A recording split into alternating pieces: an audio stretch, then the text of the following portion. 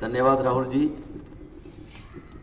आज हम एक बहुत ही ऐसे नेक कार्य के लिए यहाँ पर एकत्रित हुए हैं जो कहीं ना कहीं आने वाले समय के लिए आने वाली संतानों को एक प्रेरणा देने का काम करने वाला काम है।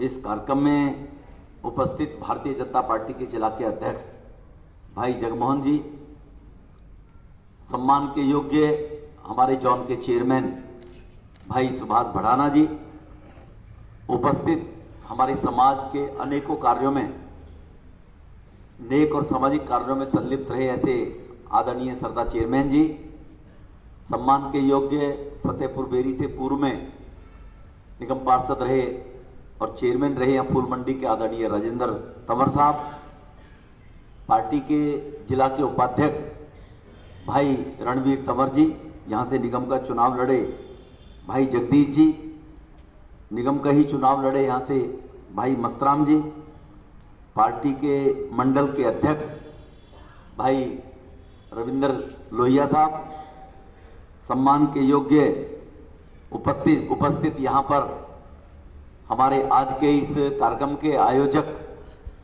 और निश्चित रूप से समाज के उत्थान और आने वाली जनरेशन को कोई प्रेरणा मिले ऐसे काम की लाइन जिन्होंने खींचने का प्रयास किया, हम सबके निगम पार्षद वेदपाल जी।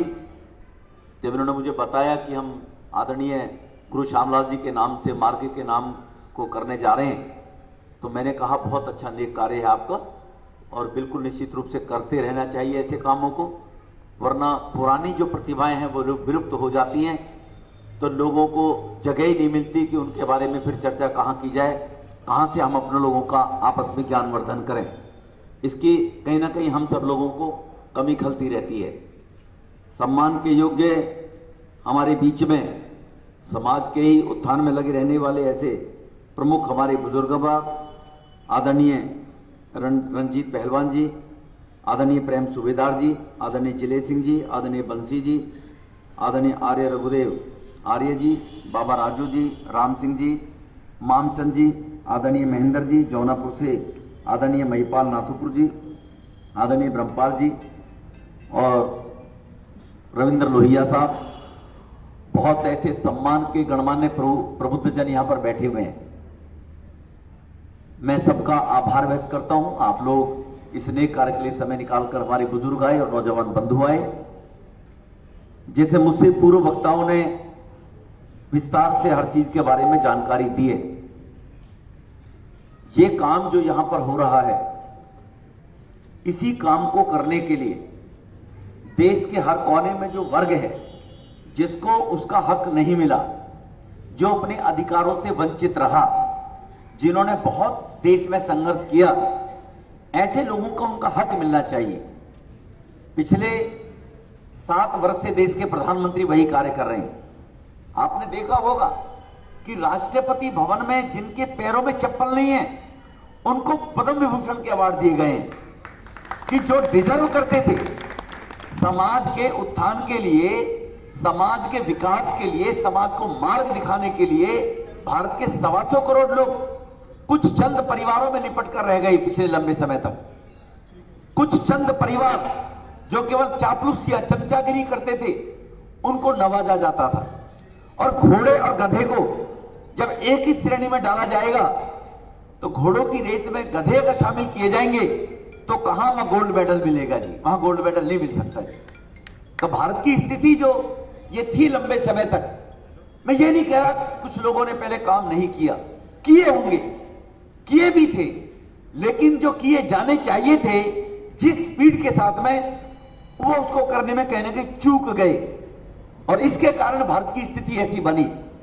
वरना देखो ना, 200 साल इस देश पर राज करके जाने वाले अंग्रेज और देश के अंदर जो महामारी फैली है वो पर्यावरण के साथ में खिलवाड़ करने के साथ साथ, प्रकृति के साथ में खिलवाड़ करने के साथ ये आपदाएं आती है, बाढ़ आती है, तूफान आते हैं, ये बीमारियां फैलती हैं। तो उसी देश के प्रधानमंत्री ने कहा कि अब तो फैंटास्टिक लीडरशिप करने वाला दुनिया में कोई नेता है तो भारत का प्रधानमंत्री नरेंद्र मोदी है। उसने सार्क सम्मेलन में कहा, ये जहां 22 देशों का सम्मेलन चल रहा था, तो ये मोदी जी का सम्मान नहीं था, ये भारत के 125 करोड़ देशवासियों का सम्मान था। ये सम्मान उनका था जिन्होंने अपने जीवन को देकर इस देश को आजादी दिलाई थी। हम ज्यादातर लोग यहां पर आजादी के बाद के पैदा लोग बैठे हुए हैं। चंद लोग होंगे जिन्होंने अंग्रेजों की गुलामी देखी थी।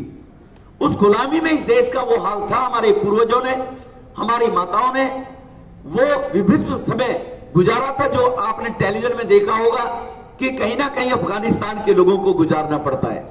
200 वर्ष तक गोरे अंग्रेजों ने राज किया और लगातार 650 से लेकर 850 वर्ष तक मुगलों ने राज किया।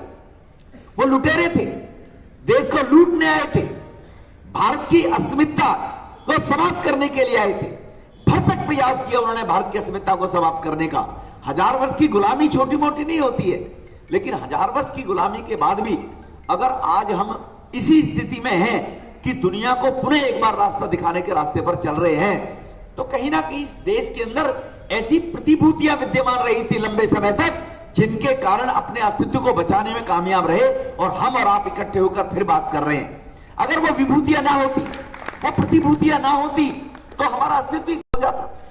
तो गुरु श्यामलाल जी ने जो रेसलिंग के, पहलवानी के क्षेत्र में सामान्य परिवार से निकलकर, कहना बड़ा आसान होता है, कोई किसी मंजिल पर किसी जगह पर पहुंचता है, लेकिन उसके पीछे उसका कितना त्याग छुपा हुआ होता है, कितना समर्पण होता है। अगर उसको देखेंगे तो लोगों को एहसास होता है कि इस स्थिति को पाने के लिए कितना समर्पण और त्याग की जरूरत होती है, इन लोगों ने करके दिखाया है। संजू कहां है? उस बच्चे के अंदर अगर मन में कोई बात आई कि हम ऐसे से पहलवान जी के नाम से मार्ग रखना चाहते हैं, मार्ग का नाम रखना चाहते हैं, तो देखो वही अंश कोई ना कोई निकलकर जरूर आता है उस परिवार में से भी। तो भाइयों को भी और भतीजों को भी, उनको कम से कम उस बच्चे से तो संजू से शिक्षा लेनी चाहिए कि हमारे दादा ने ये चीज अगर प्राप्त की थी कि पहलवानी के, रेसलिंग के क्षेत्र में इस पूरी दिल्ली में नाम रोशन किया था। और जैसे मुझसे पहले कहा सुभाष जी ने, हम जब स्कूल में पढ़ते थे तो छतरपुर में, प्राइमरी स्कूल में छतरपुर में ये स्कूल खेलों के कंपटीशन हुआ करते थे। तो महरौली, किशनगढ़, नेपसराय, आयनगर, घिटोरनी, फतेहपुर, छतरपुर, इन गांवों के बच्चों में बड़ी प्रतिभा थी, खेलने के नाम से जाने जाते थे। हमारे वहां इतनी नहीं थी उस बेल्ट के अंदर, इस बेल्ट में ज्यादा थी। महिपालपुर से आगे तो मैं इलाके को जानता नहीं था, लेकिन महिपालपुर तक के जो ये गांव होते थे, यहाँ पर अच्छे बच्चे खेला करते थे इस रोड से, क्योंकि ये मंडल जब इसकी सरकारी डिस्ट्रिक्ट के लेवल में बनाया होगा तो यहीं तक के बच्चे शायद उस टाइम स्पोर्ट्स में आया करते थे। तो हम जब आते थे यहाँ पर खेलने के लिए, छतरपुर के अंदर वो कंपटीशन हुआ करते थे स्कूलों के, जो प्राइमरी स्कूलों के थे। तुगलकाबाद के स्कूल से जब हम आते थे, बदरपुर के स्कूलों के लोग इधर ही खेलने के लिए आते थे। तो यहाँ पर वो इवेंट छतरपुर में क्यों कराया जाता था, बदरपुर में क्यों नहीं कराया जाता था, तुगलकाबाद में क्यों नहीं कराया जाता था? कि यहाँ के बच्चे अच्छे प्रतिभाशाली थे, उनके अंदर विल पावर थी, वो कुछ करने का जज्बा लेकर पैदा हुए थे, तभी यहाँ पर छतरपुर के ग्राउंड में स्पोर्ट्स के कंपटीशन वगैरह होते थे।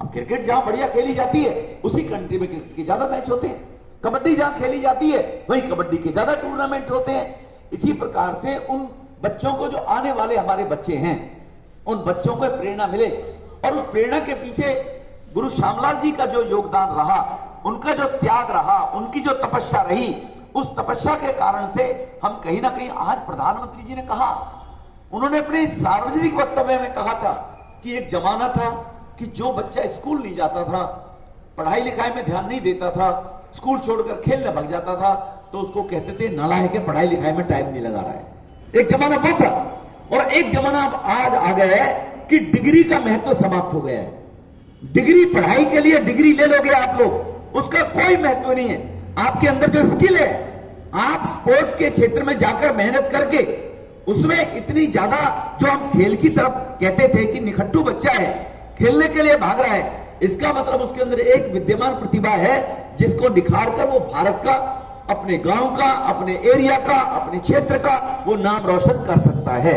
ये अपॉर्चुनिटी हमारे पास है, और इस अपॉर्चुनिटी को, इस अवसर को देने का काम खेलो इंडिया खेलों के माध्यम से करोड़ों रुपए का फंड देश के प्रधानमंत्री ने एलोकेट किया है बजट के अंदर, कि भारत के अंदर 125 करोड़ के देश के अंदर सारे साइंटिस्ट हैं, डॉक्टर है, इतनी प्रतिभा है साइंटिस्ट में। मेरे को ध्यान आ गया है कि अब यही देश था, यहां पर पल्स पोलियो हुआ तो उसकी वैक्सीन 20 साल बाद भारत में आई थी। चेचक की बीमारी हुई, 15 साल बाद वैक्सीन आई थी। तो क्या इस देश में साइंटिस्ट नहीं थे तब? क्या इस देश में लैब नहीं थी तब? क्या इस देश में मेडिकल के सेंटर नहीं थे तब? थे, लेकिन उन प्रतिभाओं को कहीं ना कहीं दबाया गया था जी। आज वही देश के साइंटिस्ट, वही देश की फार्मेसी, वही फार्मासिस्ट, उन्होंने कोरोना की दवाई बनाने के लिए दुनिया में चंद ऐसे 4 या 5 देशों को मान्यता WHO ने दी, तो भारत को भी मान्यता दी थी। आज दुनिया में सबसे ज्यादा वैक्सीन देने वाला दुनिया को देश में अगर कोई देश है, वो चाइना नहीं है, अमेरिका नहीं है, वो देश है तो भारत है। किसकी प्रतिभा थी, किसका त्याग था? ये हमारे साइंटिस्टों का। लेकिन उन साइंटिस्टों को, उन फार्मासिस्टों को, उन फार्मेसियों के मालिकों को, उनको अवसर देने का काम देश के प्रधानमंत्री मोदी जी ने दिया था जी, और उन्होंने करके दिखाया। तो हमारे लोगों को, ये प्रतिभाशाली जो लोग हैं, जो बच्चे हैं, इनको अपॉर्चुनिटी मिलेगी तो अपॉर्चुनिटी मिलने के बाद क्यों नहीं आगे बढ़ सकते? लेकिन देखो, अगर दुकानदार दुकान करने के लिए बैठता है, दुकान खोलने के लिए बैठता है, तो दुकान खोलने के वक्त पहले उसको कुछ सामान खरीद कर लाकर दुकान में रखना पड़ता है, अपनी जेब से पैसा खर्च करना पड़ता है, दुकान में रैक जमानी पड़ती है, दुकान में सफेदी करानी पड़ती है, काउंटर बनाना पड़ता है, तब दुकान खोलकर बैठता है, फिर सामान बिकता है और तब वो लाभ कमाता है। हम अगर स्वयं अपने पास से अगर 4 पैसे खर्च करके, अपने समय को लगाकर, मेहनत करके अपनी दुकान को मजबूत नहीं करेंगे, तो दूसरा तुम्हें देने के लिए क्यों आ जाएगा जी? सरकार घर बैठे कैसे दे देगी जी? हमारे देखो रविंद्र लोहिया जी बैठे हैं, क्या कमी है? परमपिता परमेश्वर की कृपा है। जगदीश लोहिया साहब का नाम लेना तो ठीक नहीं है, क्योंकि वो तो गरीब आदमी है बेचारे, पता नहीं सुबह की रोटी कैसे बनती है, शाम की कैसे बनती है। ठीक है ना जी? अब ऐसे लोग हैं, ऐसे लोगों के हम मार्गदर्शन से इनिशिएटिव लेकर अगर हम इन चीजों को खड़ा करें, तो इन चीजों को खड़ा करने के लिए अभी मस्तराम लोहिया से बात करें, भाई साहब चुनाव लड़ना है, तो कहता हूं 1 करोड़ रुपए दे दूंगा, 1 करोड़ रुपए दे दूंगा। ये बच्चे पहुंच जाए, गुरु श्यामलाल के नाम से अखाड़ा है, भाई साहब एक 50-1,000 लाख रुपए लगा के हॉल बनवा दो, गद्दे मंगवा दो। अरे भाई साहब काम ही नहीं है आजकल, दूध भी नहीं बिक रहा है, कुछ है ही नहीं जी भाई साहब, सब बड़ी मंदा है भाई साहब, कहां पैसा है भाई साहब? ये स्थिति पैदा हो जाती है। तो ऐसी प्रतिभा है जी। अब सबका काम ठीक चल रहा है, अब सबका, अब चुनाव होने वाले हैं, अब सबका काम ठीक है। अब सबसे एक हाथ से भी कहोगे ना, पता नहीं कि बताएंगे भी नहीं, चुपचाप सरकाएंगे पैको, 15 लाख 50 लाख दिएंगे भोपाल में जा जाके कि टिकट दे दो जी हमें, वो साले दे ना दे, खा जाए बाहर में, हम भोपाल में दिएंगे जाके टिकट लेने के लिए। ये जगदीश तो कह दो गद्दानी खबर रह रही है। लेकिन इस स्थिति में आने के लिए बात कहेंगे, इस श्रेणी में मैं रविंद्र जी को जोड़ नहीं रहा हूं, मैं माफी चाहूंगा जी, कभी आप सोचो सबको एक ही लाठी से हाँक रहे। तो इसीलिए अगर हम अपनी स्थिति से आगे बढ़ते हुए अगर कुछ खुद खड़ा नहीं करेंगे हम लोग, तो आप एक्सपेक्ट कैसे करेंगे कि दूसरा व्यक्ति आपकी मदद करने के लिए आ जाएगा? आप अगर जब दिखाएंगे, जब पद्म विभूषण देने वाले लोगों ने, जिनके पैरों में चप्पल नहीं थी, तन पे कपड़े नहीं थे, उन लोगों ने महिलाओं के क्षेत्र में काम किया है, बच्चों के क्षेत्र में काम किया है, उनकी जब रिपोर्टें गई थी तो उनको समर्थन किसी ने नहीं दिया। एक महिला तो, उसको जितनी भी उसकी पेंशन मिलती थी, उसके पति आर्मी में थे, उसको जितनी पेंशन मिलती थी, उस पेंशन का जो पैसा था उसका बैंक में जो भी 1.5 लाख के करीब था, और मजदूरी करके गुजारा करती थी, उस 1.5 लाख रुपए को देकर और प्रधानमंत्री को देकर चली गई कि कोरोना की तुम वैक्सीन बना रहे हो, उसमें पैसे की जरूरत होती है, मेरे पैसों को भी वहां पर ऐड कर लो दिया। तो ऐसे लोगों को पद्म विभूषण मिले, दिलाए गए हैं जी। ये करोड़ों रुपए, अरबों रुपए देने के बाद नहीं मिलते जी सम्मान दुनिया के अंदर लोगों को जी। तो आज जब देश के साथ सिस्टम में ऐसे लोग हैं कि जो प्रतिभाशाली लोगों को उनकी स्वेच्छा मेहनत से, उसके त्याग के, उसके तपस्या से करके देने वाले लोग हैं। अब साहिब सिंह वर्मा दिल्ली का मुख्यमंत्री बन सकता है। साहिब सिंह वर्मा जी की बैकग्राउंड मालूम है आपको?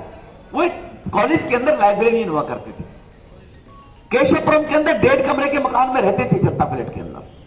उनको चीफ मिनिस्टर बनाया जा सकता है। किस सोच के लोगों ने बनाया है? क्या चाहते हैं वो लोग? उनकी थॉट क्या है, सोच क्या है?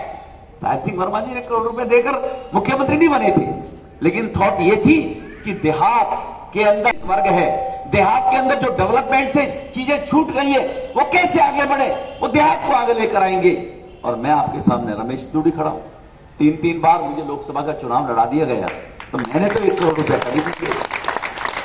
जब जमा करा दिया, 2014 का चुनाव है, फिर पार्टी ने कहा कि आप चुनाव लड़िए, मैंने कहा मेरे पास पैसा वैसा है नहीं, सीधी बात है, आप कभी सोच रहे हो मैं व्यवसायी नहीं हूं, मैं सामाजिक क्षेत्र में काम करता हूं। तो इस सोच के लोग अगर आज देश में विद्यमान हैं तो क्या निश्चित रूप से आज पहलवान गुरु श्यामलाल जी के इस मार्ग के उद्घाटन के कार्यक्रम में हम यहां पर समापन के बाद कोई संकल्प होकर जाएं कि यहां पर अभी प्रधानमंत्री जी ने आजादी के 75 अमृत महोत्सव, हमारे जगमोहन जी जो महिला जो जिला के अध्यक्ष हैं वो इन स्पोर्ट्स के मामले में इनमें ज्यादा इनिशिएटिव लेकर काम करते हैं, बार बार मेरे को भी डंडा देते रहते हैं, कबड्डी कराओ जी, दौड़ कराओ जी, कुश्ती कराओ जी। तो हम एक ऐसे 75 पहलवानों की सूची बनाएं, उनका दंगल कराएं 75 आजादी के अमृत वर्ष महोत्सव में, और उनका दंगल कराएं। उनके दंगल में जो व्यवस्थाएं होंगी वो व्यवस्थाएं हमारी पार्टी जगमोहन जी के नेतृत्व में खर्च करेगी। आप गुरु श्यामलाल जी के नाम पर यहां पर एक ऐसा बड़ा दंगल कराएं और दंगल में अच्छे पहलवानों को बुलाएं कि इन 75 पहलवानों की सूची हमने बनाई है और उसको एज वर्ग में बांटे और एज वर्ग में बांटते हुए ये कंपटीशन कराएं। अगली बार किशनगढ़ में कराएं, अगली बार बदरपुर में कराएं, उससे अगली बार पालम में जाकर कराएं। तो ये इनिशिएटिव लेकर हम आगे करेंगे तो हम सब जब एक कदम आगे बढ़ेंगे तो भारत की आबादी 130 करोड़ हो गई है, तो भारत 130 करोड़ कदम आगे बढ़ जाएगा और भारत पुनः विश्वगुरु बन जाएगा। जो हमारे वो आजादी के दीवाने इस भारत को आजाद करने के बाद पुनः उसी जगह पर लाने का सपना देखकर गए थे, जब वो गए थे उनको फांसी लगाई जा रही थी, तभी भी वो एक गीत गा कर गए थे कि इस देश को रखना मेरे बच्चों संभाल के, हम लाए हैं तूफान से किश्ती निकाल के। अब उनकी बातों को राजनीति में आने के बाद कितने लोग याद रख सके हैं, कितने रखने वाले हैं, कितने रखेंगे कि उनके मन में कितनी पीड़ा रही होगी कि हम जिस चीज को सौंप कर जा रहे हैं इसको भली प्रकार से चलाएंगे नहीं चलाएंगे। तो वो कितने हारे थके मन से ये गाते हुए गए थे कि हम तूफान से किश्ती निकाल कर लाए हैं, इसको संभाल कर चलाना, ये संभाल कर चलाने का दायित्व है हम सबका बनता है। पुनः एक बार जोरदार ताली हम वेदपाल जी के लिए बजाएं कि वो इस कार्य को आगे बढ़ाने के लिए उन्होंने एफर्ट्स किया, प्रयास किया। लेकिन वेदपाल जी को ये मानना पड़ेगा, हमारे पार्टी अलग हो सकती हैं, हमारे काम करने के डिफरेंसेस विचारधारा अलग हो सकती हैं, लेकिन सोच और मानसिकता हमारी दिल्ली देहात के उत्थान के लिए होती है। क्योंकि भारतीय जनता पार्टी एचडीएमसी के अंदर है तो वेदपाल जी ने कभी कोई काम कहा होगा तो राजनीतिक द्वेष के कारण किए नहीं, दूसरी पार्टी का है, इनको परमिशन मत दो, इनके लिए रोड की परमिशन मत दो, इसको काम बनाने की परमिशन मत दो। ये वेदपाल जी एक बार भी खड़े होकर नहीं कह सकते कि साउथ एमसीडी के लोगों ने मेरे किसी काम को रोकने का काम किया है, कि ये समाज के उत्थान का विकास का काम कर रहे हैं, इनका ये काम होना चाहिए। ये विचारधारा के साथ हम सब मिलकर काम करेंगे और ये भी उसी मन के साथ में देर से आए लेकिन दुरुस्त आए कम से कम। इनको भी ये बात 2 साल बाद दिखी यार पार्टी तो ये दूसरी तरह की है, मैं ही जबरदस्ती इनकी लेग पुलिंग करता रहता हूं, पर ये तो पूरा बढ़ावा देते हैं काम करने के लिए, विकास करने के लिए खूब काम देते हैं जी। तो फिर तब इनके मन में आया कि नहीं अब मुझे भी ये आगे बढ़कर इस प्रकार के काम करने चाहिए और वो कर रहे हैं। इस बात के लिए मैं अपनी तरफ से इनको भी बहुत बहुत शुभकामनाएं बधाई देता हूं। आप लोगों ने तो मुझे प्यार से सुना, इसके लिए मैं आपका आभार व्यक्त करते अपनी वाणी को विराम दूंगा। बहुत बहुत धन्यवाद।